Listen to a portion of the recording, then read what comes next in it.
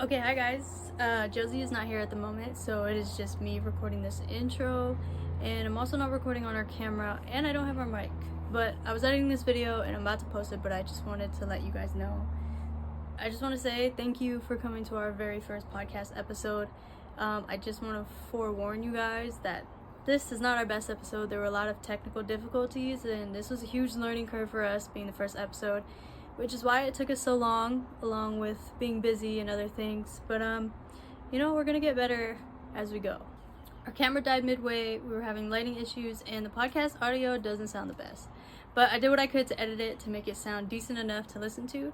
So if you're listening or watching, we just wanted to say thank you so much for supporting us. We love you and we hope you enjoy. Peace. But anyways, our squirrel brain. Yes. We're supposed to be talking about how this started, introducing us. So, like I said, if you don't know us, my name is Josie. I thought you were about to say it for me. She said. I was gonna introduce myself, Cut. but you were... Oh my gosh. Okay. So, if you guys don't know who we are, my name is Josie. I'm Janelle. Oh my god. Don't forget me. So, we are actually a couple. Am I supposed to say something? I don't know. But we are actually a couple. We've been together for 7 years. It'll be 8 years this year. But yeah, it really started off with like me in the brand, and then I was like, "Hey, Janelle, do you want to help?" She started off as a investor, like she was helping me out get the. I did. Yeah. I bought. Did I buy your laptop? Bought the heat press, and you bought my laptop. I did. Yeah, I bought the first transfers. Yeah. I was an investor at first. Yeah, she was an investor at first because we were working at a slime company. We'll get into that later. But, yeah, so... Oh, wait, no. We weren't working there yet. No, wait. I was reselling. You were reselling. We were actually kind of not together when this brand started. All right, let's back it up. Let's back it up Backing it up to May of 2022. Yes. So we actually broke up. So back in like December, I guess you could say like I was feeling neglected. We both were going through a lot of like mental struggles. We weren't happy with ourselves, and that turned into us like not being happy with being with each other. Mm-hmm. So unfortunately, I looked for attention elsewhere. Didn't act on anything, but of course it's still wrong. You don't have to go into this type of details if you don't. This is real and raw. Okay. Real and raw, baby. So... and I ended up getting caught up. Like, I'm not a perfect person. And I'm actually very proud that I'm able to actually, like, say these things out loud. I think it takes a lot for someone to admit that they've done these things. No physical or anything like that happened. Like, I didn't end up being with the girl. Like, we ended up being, like, besties or whatever. But, like, it was just more of, like, an emotional connection that I was looking for because that's what we were lacking. And, of course, that was still wrong. And I ended up getting caught up. We try to work it out, but like we realize like, okay, we're not fucking happy. And then January came and we got into a car accident. Oh yeah. And that car accident put us into its own hole physically and mentally, and that ended up playing a big part of our relationship, and we were already having problems. Yeah. So it like all of that everything happened. Was just going downhill. And literally the day of that car accident was when we were moving somewhere. We were moving out of where we were staying. We were staying in her sister's living room. That was already a mental struggle in itself. So like we were living in her sister's living room, and like we didn't have our own space, and like everything was just not what it is now. Like it's definitely been a journey. So yeah, we got into the accident literally as we were driving to the new place, and just from there we actually decided to just move apart. Mm-hmm. So I kind of took it as a sign a little bit. Yeah, we took it as a sign. We moved apart after like almost a month I think being in that new place. 3 weeks. Yeah. After like 3 weeks, it just wasn't working, and you were like, I don't remember if it was, it was me that said I wanted to kind of live on my own. Yeah. I've never experienced that before because I moved in with you right after. Yeah, literally, Janelle was like 19, fresh out of the womb. And she moved in with me because, like, that's just what lesbians do. It's a Yeah. U-Haul. We literally U-Hauled it Yeah. before we even started actually like dating. Before you were even my We girlfriend. like almost moved in the first week together because Yeah. I spent every single day at your house. Yeah, so she didn't get to experience she didn't have any type of independence, and she was Yeah. like very like I was very dependent on you. Yeah. With everything. Yeah, so that also took a toll Yeah. on our Like relationship. I was lost and I didn't know how to be myself without you. I didn't Yeah. know who I was without you, and that really was stressing me out, and I wanted to take the time to find out who I was. Yeah. And I felt like the best way for us to do that was to split up. At least in that moment, I felt like it was the best thing to do. Yeah. And I don't regret it. I mean, we I don't lived apart either. only for like maybe a little bit over a month, I think. Almost 2 months. I don't know. I think it was like 2 months we lived apart. Yeah. But we were together, like we hung out. Yeah. Yeah. But I mean, even though like we lived apart, but we were still trying to work it out. We were broken up. We lived apart, but still trying to work it out. We knew what the end game was. Yeah, but even in that time, like I really took the time to start learning who I was. Mhm. I took the time to start loving myself. I Yeah. took the time to start dating myself. Yeah. To really know what I like, what I don't like, you know, how it is to love me. Mm-hmm. And I think, yeah. You did great. Yeah. You were thriving. But let's talk about how you dealt with us moving apart. So That's kind of where the brand started. I mean, it was a lot of things. You know, back then I thought I was like great. I thought I was doing great, but I feel like it was more of a, how do you call that? Like, I don't know, I was blinded. I don't know. But anyways, like I was doing great. I had my own marketing agency, making good money. I felt like I really had it together. And then, of course, like I lost a piece of me, which is Janelle. And, you know, that kind of like definitely took a toll on me. And then also at that time, I was like really still into like working out, getting back into working out, about to like train for a CrossFit competition or powerlifting. Yeah, sorry. Powerlifting me. And, you know, I had a trainer and all that. And literally like, I was back in the gym and I felt amazing. And if you know me, like I love like lifting. I loved being active and all that stuff. And so that accident literally took it all away from me. Yeah. It took it away. So that with that not being able to like physically do anything, like I wasn't even able to wash my hair, wash my body, put my own socks on. And then us breaking up and then me transitioning to like try to find like a friend, because at that time like I felt like I had nobody. Yeah, that's true. Like I didn't have like the friends I used to have. Like I felt alone. And like Janelle was like my person. Like she was, you know. So you were emotionally dependent on me. Yes, I was very emotionally dependent on you. Yeah. Yeah. So that arose, and like I don't know like what snapped. I mean, I know I had like my depression spells because I do have depression. But one day I just snapped and like I was done. I didn't want to be here anymore. I'm gonna start crying. I know. My eyes are getting a little watery too. It's okay. You can take a moment. At markets I could talk about this, but I don't go in depth. This is also a lot more vulnerable because like at markets you're talking one-on-one to people. Yeah. This is gonna be posted for who knows how many people to hear. Yeah. I just did my lashes today. Not supposed to be wet for 24 hours. Anyways, so yeah, I was very emotionally dependent on Janelle, and I felt like I had like nothing. Mind you, at that time I was like, again, I said like I was in a transition of like I found a new friend who I thought like was like my best friend that I could confide in. Ended up being like used, and like I didn't see that then, but I don't know, just something didn't feel right. And one night I just snapped, and then I found myself like calling Janelle and texting Janelle like something was wrong, and like I was done. I was literally going like 70 miles on Flamingo. I just know, or Decatur. I just know I was going towards the Palm, and I wanted to crash my car. And like people say like, oh, if you wanted to do it, you wouldn't have called anyone. But like I feel like it wasn't me asking for attention. It was like me. I know I needed help. Mm-hmm.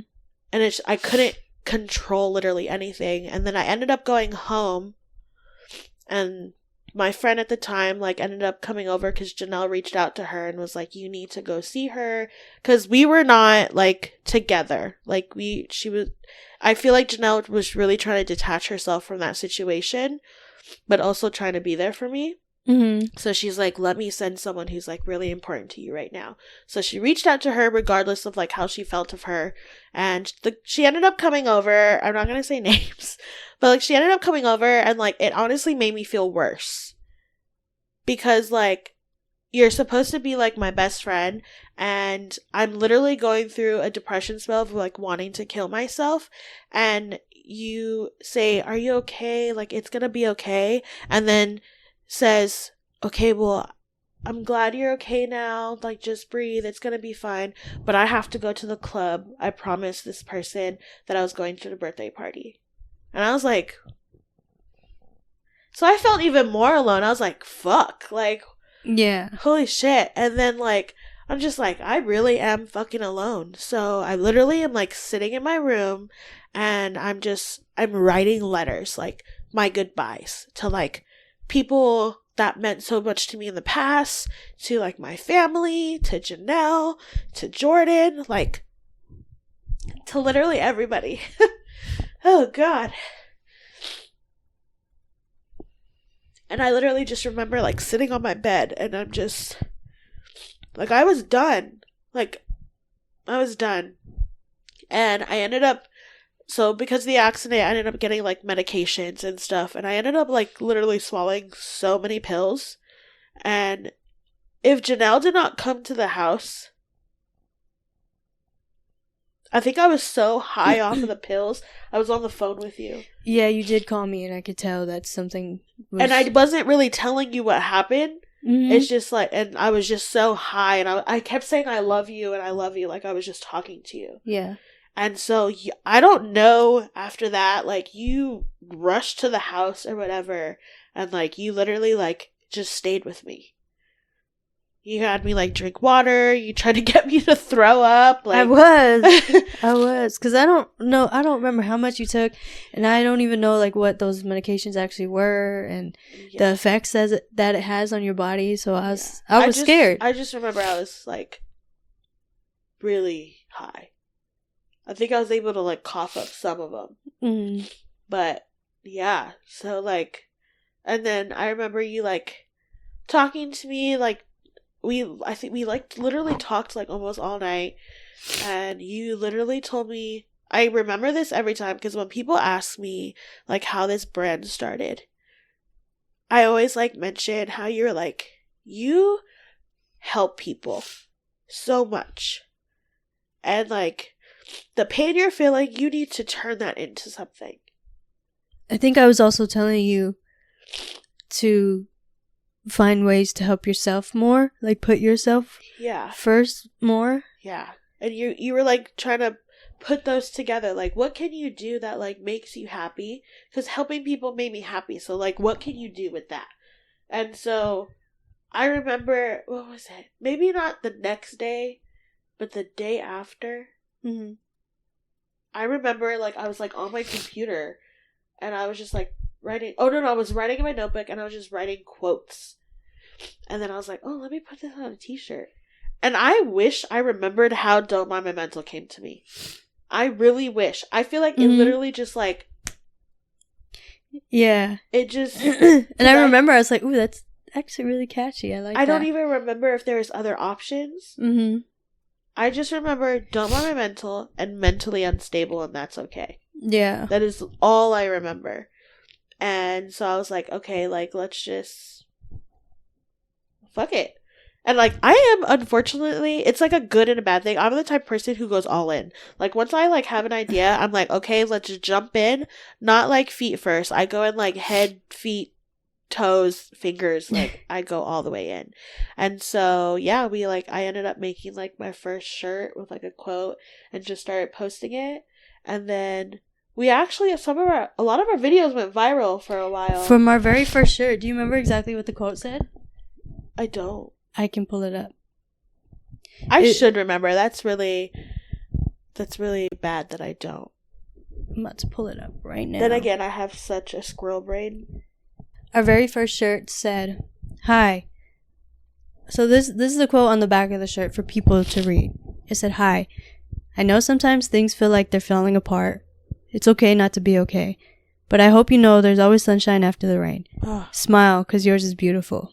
At Don't Mind My Mental." Actually, it says it's okay to not be okay. We switched those around a little bit, but that was your very first quote. Yeah, and I got like friends together, got them all shirts made, and then we had like a shoot and everything. That was so much fun. That was a lot of fun. That was so much fun. And then your second one, you made a Pride shirt because I think Pride Month. Yeah, because you started this in May, and then June was Pride Month. The second one said, "You are wonderful, beautiful, and powerful. Don't ever let anyone stop you from being who you want to be." And that's kind of where it started. You started writing these quotes, and then it just started resonating with people. Yeah, that was your very first logo with the smiley face that says mentally unstable, and that's okay. Yeah, the smiley face. Don't know how that came to me either. Looking at these pictures, they're so cute. We'll insert in the video. Yeah, I could do that. But yeah, like it was so much fun, like doing that. And the "it's okay not to be okay" was actually you, but you were trying to say it's okay to not be okay. Okay, we're gonna have a debate real quick. I know we've posted this on the Instagram story before, but what sounds better? It's okay to not be okay, or it's okay not to be okay? It's two very minor differences, but mine won. It did. We ran a poll and that one won. But I'm starting to see that quote more and more. In almost everything, like every show we watch or driving, there's signs. It's the central. Yeah, there's a church that has like a whole billboard, and that's like their staple quote. But theirs is "It's okay to not be okay." Yeah, mine's "It's okay not to be okay." I feel like "It's okay to not be okay" is more grammatically correct. Yeah, and I'm not that. Janelle is literally the most like OCD, like punctual and everything, and I'm over here putting ...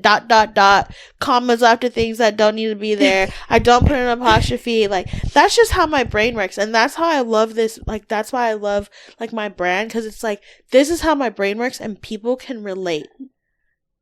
Yeah, people can relate so much, because it's like we're not perfect. I'm not perfect. Like, oh my gosh, no. But like, I don't know. I like putting things on like these shirts. Like I love when we do our markets, because like I display our shirts, and just seeing people walk past and like laugh at it, like, oh my god, that's so me. They come up and take a picture. Some people are like, why would you even wear a shirt that says that? But I'm just like, you know what? It's okay. It's not for everyone, and I don't think I'm for everyone. Yeah. There's a lot of people out there who don't understand the humor of mental health, and they actually take it the wrong way. And that's not what I'm trying to do. I'm not trying to be like make it a joke, because it's not a joke, but it's more like normalizing it, like, because it's not okay. It's okay not to be okay, and like we are mentally unstable, and that's okay. Like we're accepting it. We're like it's like accepting who you are and like loving yourself. Yeah, I feel like we're all a little mentally unstable in our own ways, whether we know it or not, whether we want to accept it or not. Yeah.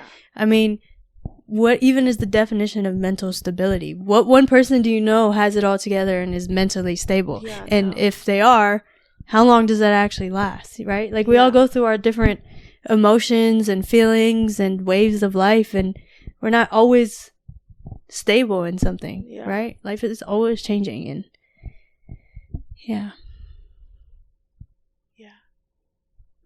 I think that's what keeps us going, though, is the reactions we get from people reading our shirts, and the stories that follow once they read our shirt, once they relate to it, and they come up to us and just start talking. They get so vulnerable with us, and I think that's like probably the most rewarding part in this. It's not like just selling our merch. It's like actually like it's not even about selling the merch. It's like building the community and like creating a safe space for people. Like that's what like I really want to do, is like for our platform to grow and like create a safe space for people, because like with me, like, I never felt like I had a safe space. Like, growing up, like, I knew I had depression. I knew I was depressed, but I was always told, like, just push it off. Like, it's okay. Yeah, like, to suppress you're your being feelings. dramatic. And, like, I was never taken seriously. Like,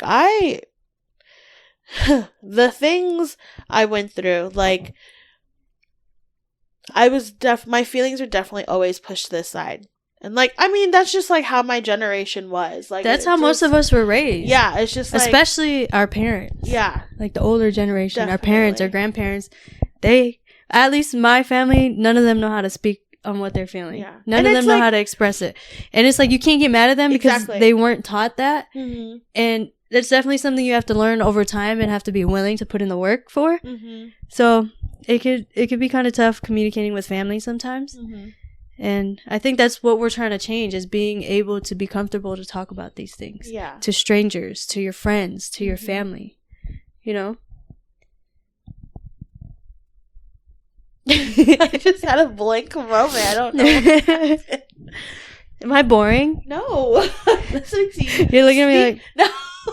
It's so good. I'm just like, yeah. Like, you just said everything I wanted to say. But I think... I really love this brand, and I've started to wanting to be more a part of it is because of the markets. Yeah. Like, when you first started setting up for in-person markets, I was kind of opposed to being part of it. Janelle's first market. Let's talk about it. Wait, okay, let me set them up for what we're trying to say real quick. So, at first we were just selling our clothes online. Through Instagram, some through our website. And that was all Josie. I wasn't really part of it. I would just be like the back end help, kind of. Yeah. And then so she started signing up for these markets here in Las Vegas. And my first market, I will want to shout them out because they actually, like, they started, like, like, they accepted me because they have, like, wait lists and everything. They are very choosy. And it's a good thing on, like, who they bring to their markets because they want, like, quality. They want, like, artists. They want people who make their own things. And, like, I love that. And so we started with Market in the Alley. Shout out to Jen, who literally gave me a chance and, like, really liked my brand. Yeah. And she, you know, was like, yeah, we would love to have you. And I'm just like, oh my gosh, she was, like, so helpful. I remember when we got to the market, she was starving and you had, like, Funyuns. Oh, that's right. I was eating Funyuns. She just came up to me. It was my first time meeting her. She's like, "Ooh, can I have some of that?" Yeah, like, of course. Yeah. So, like, shout out to Market in the Alley. You guys literally started, like, our markets. Like, it wouldn't have been possible, like, without you. Like, how easy you made the process for me. Because I was already, like, freaking out. Like, oh my gosh, how many shirts do I need to have done? What this and this and this. But, like, she was very communicative and, like, very reassuring that, like, it's gonna be okay, like, you're gonna meet people, all that stuff. So yeah, I just wanted to shout them out real quick. Yeah, they've created a very comforting community as well. Yeah, and a lot of connections when we started that market. A lot of vendors recognize, like, oh, is this your guys' first market? Yeah, you know, because obviously they've connected with the vendors that are already there. Yeah, we were new faces. The community was so welcoming. And, like, I love that because, like, at that point in time we didn't really have a friend group. We were kind of just to us and, like, people we worked with. So, like, meeting other people who, like, had the mindset like us, it, like, really, like, I don't know, it just brought us some different type of, like, happiness. And, like, it did. Well, not the happiness for me at first. It was more anxiety for Janelle. I have crazy social anxiety, and you guys will probably hear me talk about that all the time on this podcast. Yeah. So when I found out we were doing our first market, I was totally down to help her unload the car, and set up for the market. And I was like, all right, you got the rest, right? Yeah. I was so stressed, like, being around so many people. And the market started at 10 o'clock in the morning, 11 o'clock. We got there at, like, 8 to set up, but it started, like, at 10. Or no, it started at 11. We set up at 9. And I was so stressed about having to talk to people that I went across the street to the bar to go get hard liquor. I went to go get something strong at 10 o'clock in the morning because I was stressed.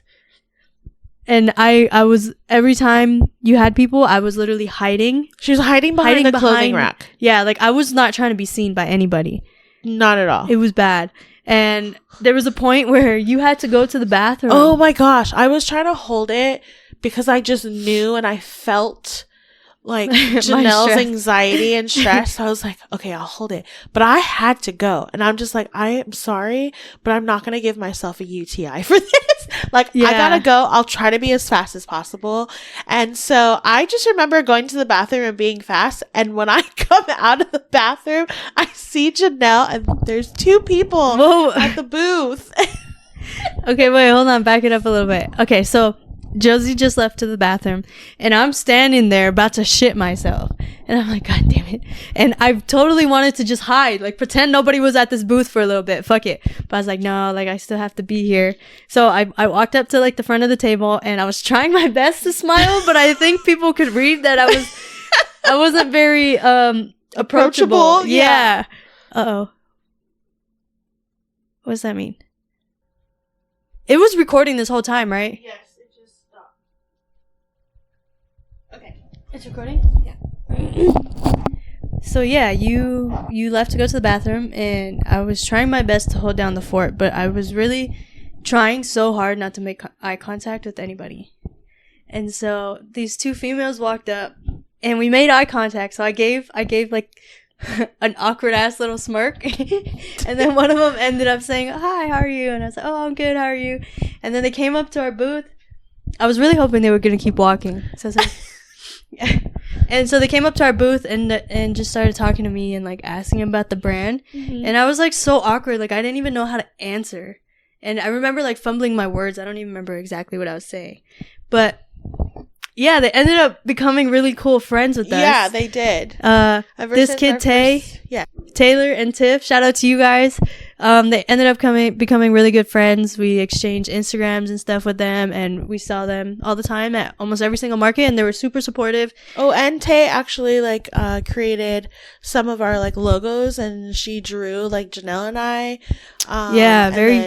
They're both very dope artists. Yes, very dope artists. We'll tag them here.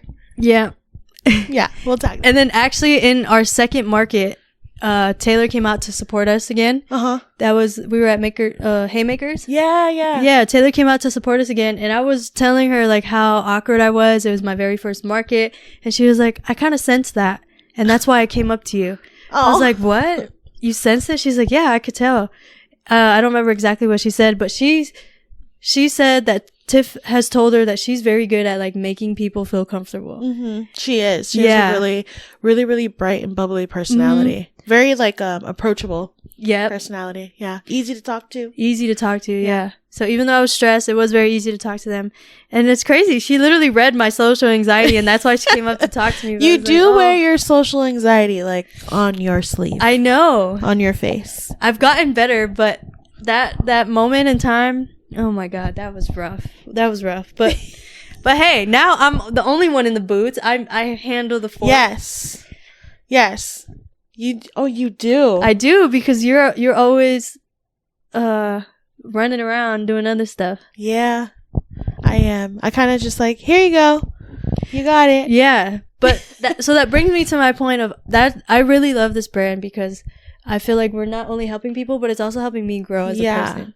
It's helping me. You definitely grown like since the start. Yeah, and it's because of this brand. Yeah. It's helped me get out of my bubble, break through my social anxiety, be comfortable with talking about my own personal problems and stuff. But yeah, I think like you definitely have grown when it comes to that, and you've like learned to like be okay with it. Like it's okay that like you legit are shitting your pants while recording this podcast. Actually, I still have really bad social anxiety every single market, like in the beginning. Yeah. And sometimes during too, but I've learned to push through it.